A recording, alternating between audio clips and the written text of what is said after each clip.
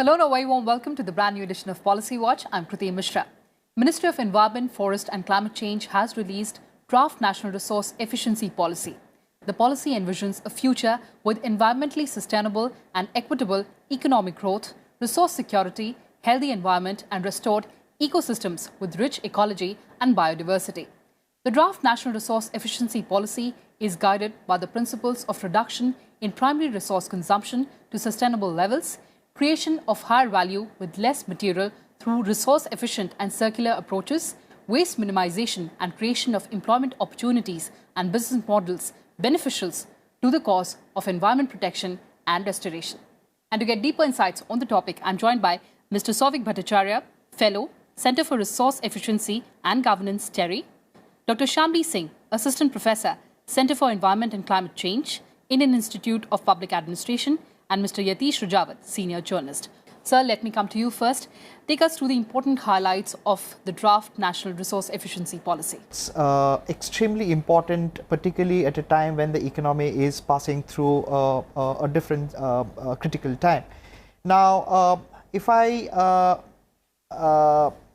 have to give a kind of a background of this particular policy, I have to go back a couple of years ago when in the institute at TERI, we started working on this particular topic of improving resource utilization, because what's happening currently is that there are different policies and interventions across different line ministries, but what eventually is missing a kind of a linkage across these different policies. So one of the objective was to see that how these existing policies are currently working in place in terms of promoting resources, and how we can promote a kind of a life cycle thinking across the different stakeholders, so that it's not like stakeholders thinking in isolation, but resources which are being extracted, produced, fabricated, designed and ultimately being consumed is a kind of a one unit, one entity which is covering through, which is traveling through different stages of the life cycle.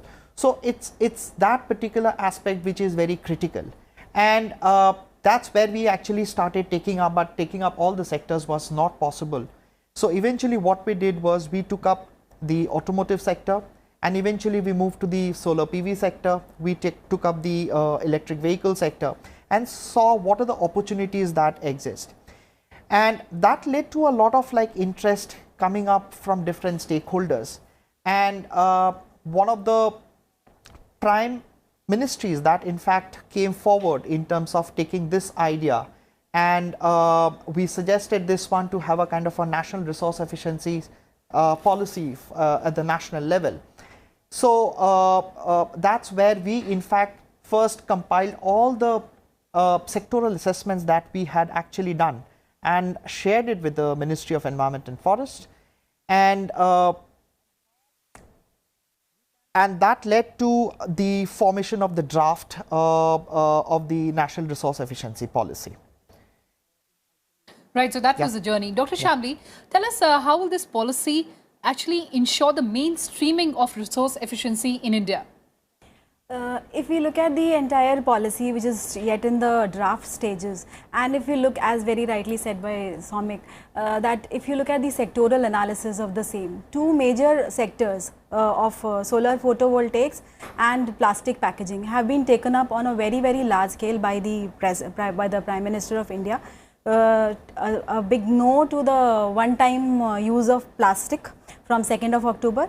And with India entering into International Solar Alliance, which we had already signed and entered into in 2015, in relation to the intended nationally determined contributions. So if we talk about the mainstreaming of the policies, it will be very, very optimal to look into the fact that only one ministry, of course there has to be a ministry to coordinate the same, but one ministry alone will not be able to meet the desired results. It will be a wholesome process, a holistic approach of all ministries, because when we are talking about resource efficiency, the end product of one industry would be used as the initial product of another. So there has to be an industrial symbiosis, and in that matter all the ministries would have to be on board so as to see that there is a complete and a total outlook of the end product, and we would be using less of virgin material, and more stress would be on the secondary resource material, which would help us in treading towards the dreamed 24-25 $5 trillion US dollar economy. You mentioned about second resource material. Let me take that to Mr. Rajawat. Sir, India's primary consumption increased 6 times from 1.18 billion tons in 1970 to approximately 17 billion tons in the year 2015. How would the government ensure that there's reduction in the primary consumption? So, I mean, it is difficult to control primary consumption because you're looking at an economy which is targeting to grow at $5 trillion.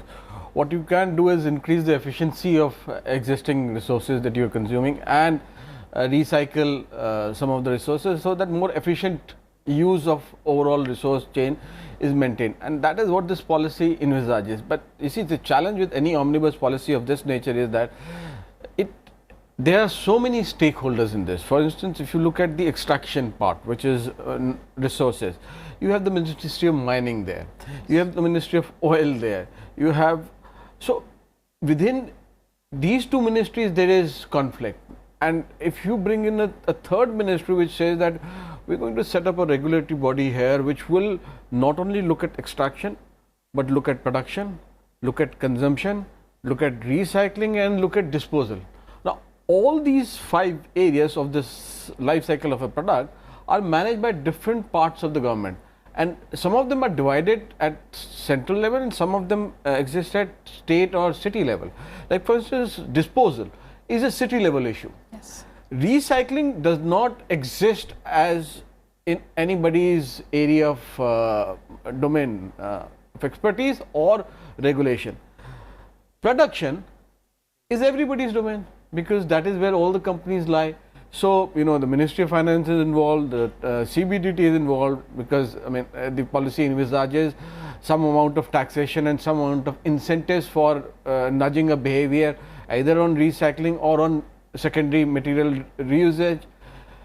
So, while the policy is drafted very well in the sense that both in its linguistic capability and its ability to crunch so many issues in so little space, but I foresee that one, there has to be an enormous amount of debate on this issue and discussion so that this policy, like some of the other very well-meaning and well-wishing policies in the past, do not get hampered by inter-ministerially and inter-department conflicts or even between the federal and the state. Because you see, landfill, for instance, which the policy talks about extensively, is something that is in the domain of the state. And it finally lands up as a regulatory issue with the city. Now, when the center starts saying that we will set up a regulatory body which will set up standards and policies and maybe even regulate that, there obviously is going to be conflict. So, I think one of the steps that needs to be done with this policy is that it needs to be translated in multiple languages, one. Second, it needs to be communicated at state and city level so that people, and this policy will only be successful if people start demanding that we need it. Because you see, the impact of this policy is very large. You know, we talk about pollution every winter, you know, we debate it, we discuss it. But and we say that, you know, we will stop the cars, we'll do odd and even, we'll do these micro bandits kind of a solution. They never work. They will never work unless until, you know, the whole supply chain is addressed. And this is what this policy envisages to do. So, somewhere this disconnect which exists in our polity or in our society needs to be broken down, and, you know, we need to understand that there is a resource change which is basically depleting our air quality, which is affecting our water supply, which is affecting even the soil, which we are not affected by because we live in cities. But if you talk to the farmers in the rural area, they tell you that the quality of soil is deteriorating, or even there is surveys done which says that the topsoil is degenerating in India much faster than anywhere else. So these are big issues, and all of them need to occupy center stage and center debate, and that has to be done in multiple languages. But you're making a very important point there about fixing the entire supply chain, and I'll take that to you, sir. The policy is drafted very well, as was mentioned by Mr. Rajawat. But how do we get all the stakeholders on board? Right. That's indeed a challenge in terms of getting all the stakeholders on board, and the stakeholders in fact go beyond the ministries. So it's the private sector, the social sector, even the state governments, the local municipalities. The bandwidth in fact is so large that coming up with a kind of a framework to bring all the stakeholders on board will be a kind of a humongous challenge. So one of the beautiful aspect of this particular policy has been to create a board wherein we have been able to see or bring in representatives from all the line ministries who are working for different sectors or various stages of the value chain of these different sectors, and it's their domain. It's not that the Ministry of Environment and Forest and Climate Change is going to enter into that particular domain. It's about a collaborative approach in terms of understanding what the challenges are and how we can actually bring in the principles of 6R across those different sectors, across different stages of the life cycle, and accordingly encourage the stakeholders to work in line with the larger objective of achieving the sustainable consumption and production, and which I see is one of the important goals of the Sustainable Development Agenda for the world and India in particular, because the kind of growth in resources that we envisage in the next 10-15 years is huge. Where we are going to get those resources from? Because we are already import huge amount of oil. Yes. We are import dependent on so many critical resources. In fact, these resources will fill some of the major sectors which are yet to come. Electric vehicles, photovoltaic and modern electronics would all require those typical materials. So I think it's important to have that level of awareness at the top level, which is actually at the ministerial level, and at the same time we can have or should have rather stakeholders coming from representatives coming from different stakeholder communities, and they need to contribute and understand what would be the limitations and work together in terms of overcoming those limitations and make this a reality and dream towards the $5 trillion economy. So we have to encourage all the stakeholders for achieving that target. Absolutely. But Dr. Shamli, talking about this particular draft, it also talks about the action plans with time frame of 3 financial years. Now the first draft or the first action plan to this effect is prepared from 2019 to 2022. What are the targets of this plan? Basically, in this time frame of 3 years, they have, as he has already told, they have taken up, ministry has concentrated on 7 specific sectors, because it will be very difficult to take all the sectors in one go, as with the obvious reasons that we have an enormous, huge stakeholders, both from different ministries, from different states, they have a difference in the center and the state level. And I would like to add to him, it is not only the inter-ministry, it is the intra-ministerial problems also, because there are so many different divisions which are looking into it, and there needs to be a single coordinating force for the same. But in the same breath, I would also like to add that though it is a very difficult and a daunting task, but it is the demand of the day that there has to be some agency, some industry, some ministry, to coordinate the same, to act as the role would be of the coordinator, though without entering into the territory. It should not pose as a threat, but definitely it should have strict rules and regimes, so as to give a plan of action so that the other ministries can follow, and it can be used as a prototype in the other sectors which would be taken up after these 7 sectors, after these 3 years. Like for example, the 7 sectors which we have the automotive sector, we have the construction, real estate sector, we have the solar photovoltaic sector, electrical and electronics, then we have steel and aluminium. So these sectors are there, and if you look at these sectors, they contribute to almost 25% of the GDP. and they are the ones which are the priority areas which need to be taken care of, and there is a lot of scope in all these sectors which can be done, and by shunning the linear economy and adopting the circular economy, I think major achievements can be done, and we can save on our resources and we can feed our teeming millions. Because another important point which I want to draw your attention to is that we've been talking about, only though in the plan it is very well mentioned in the draft plan, both the abiotic and the biotic resources, but we are not yet, we are not yet in full capacity. We are not able to deal with the abiotic components. What to talk of the poor flora and fauna? We are not at all touching about the biotic components, the biodiversity, the ecology. So maybe in the later phases we'll have to see on those facets too. So monitoring is very important, and I take that point to you, sir. How do we monitor the implementation of these action plans? So obviously, the first step here is that this policy needs to be communicated. Then, of course, this policy needs to be accepted and adopted. For it to be adopted, then we'll come to the action plans, later on.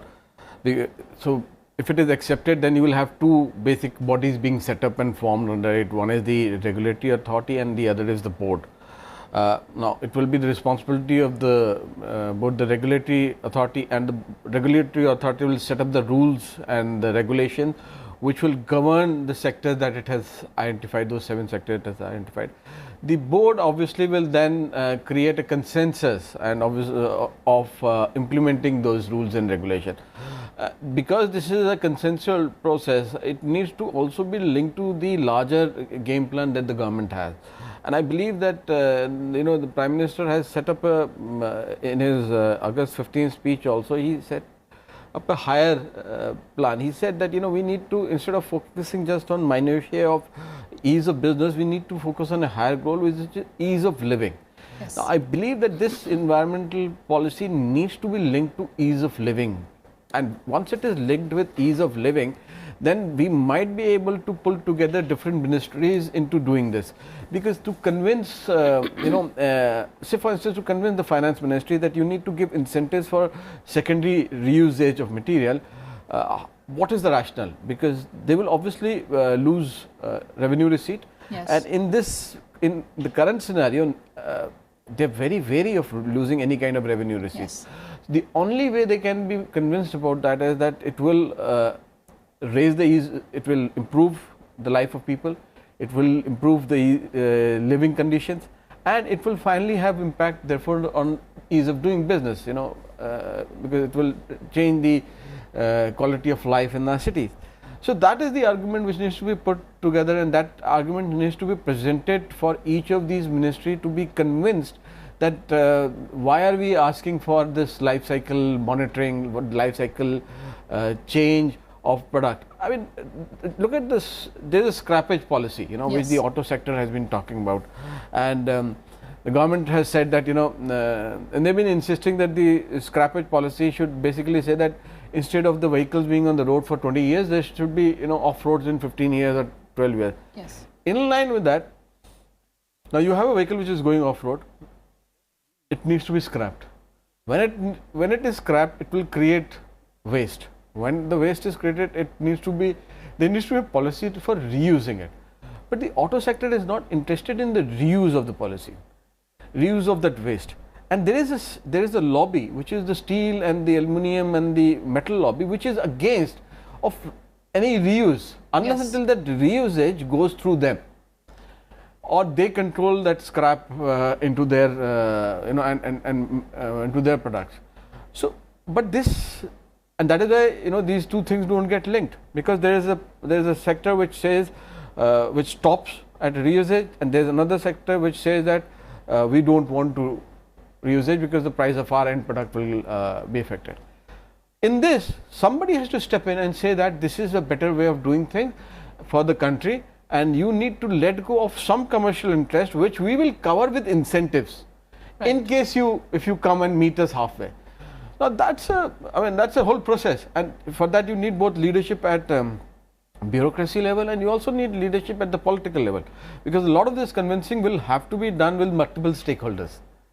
So It's a great policy, it's a wonderful policy, but the implementation of policy, as they say, lies in the details as it will be implemented, and that detail is basically consensus led. And you also mentioned that the onus lies on the industry as well. Sir, let me understand from you, how do our businesses remain environmentally sustainable? How do we create such business models? Well, I would say that the industry is already there on board. There are a lot of industries, in fact, are investing a lot of time and money seeing how these resources can actually find a second life. Say, for example, the steel industry. The conventional route of making steel is increasingly becoming more expensive because the domestic resources are getting depleted. It's increasingly becoming difficult to actually renew the existing licenses. The conventional approach also use a lot of coking coal, and Yes. India do not have enough coking coal, and we import a lot, and the import bill is rising. So few of the major players, they are already investing in terms of seeing how the secondary steel can be actually made more competitive in terms of its value addition, and it's also finding a market among the consumers. Then now the real challenge would be to create a scale, because all these products are being generated. I mean, the end of life products are actually very much scattered. So in fact, actually bringing that level of scale to ensure that the business is sustainable in terms of the economies of scale, it would be a challenge. But they are actually coming up with unique models to see that how the scale effects can be generated, and eventually what will happen is that they will be able to deliver these recycled product in a more economically effective manner, in a competitive manner, and also in line with the standards of the virgin materials. So I see there are a lot of initiatives which are taking place, but yes, there would be a lot of initiatives in the future depending on what kind of policy instruments we come up with. As Sir mentioned in terms of the role of the economic instruments, I think the real testing aspect would be how we make these incentives win-win opportunities for all the players in the market. And although it would be a kind of a testing time in the initial years, but eventually I feel that this is the only way it can create a market and opportunities for both the players who are in the virgin product manufacturing as well as in the recycled product manufacturing. And over time, the recycled product manufacturing business will thrive like anything, and it will actually in fact draw a lot of players from the virgin manufacturers to make or give that required scale effect to make the sustainable products. To ensure more- win-win situation for all these Yes, stakeholders. yes, absolutely. Dr. Shamli, I have last 60 seconds. The draft also talks about green procurement. Tell us more about green procurement. Basically, green procurement is more with the consumer behavior. If as it was discussed, if we have more of incentives, so there has to be a change in the behavior of the consumer. Let's say in case if I have to build my house, of course I will not go for a construction and demolition waste which is recycled. So definitely there has to be a behavioral change in that, which will be done by the incentivization of the green procurement. If there should be a incentive on the part of the consumer, so that, and also there should be an assurance which can be through audits, through monitoring, through verification, that whatever product you are using, it is not a second grade quality, it is a first grade quality, and whatever house you are building or the plastic material you are using, it is not going to, I mean, your money will not go down the drain. So behavior, unless we do not tap on the behavior of the consumer, the scheme might not achieve that heights of success. This is my personal belief. So creating awareness is also very Exactly. important. On that note, thank you so much for joining us on this discussion. So the draft National Resource Efficiency Policy provides an overarching collaborative framework for resource efficiency across all sectors in the country. That's all we had for you in this edition of Policy Watch. Thanks for watching and stay tuned to Rajya Sabha Television.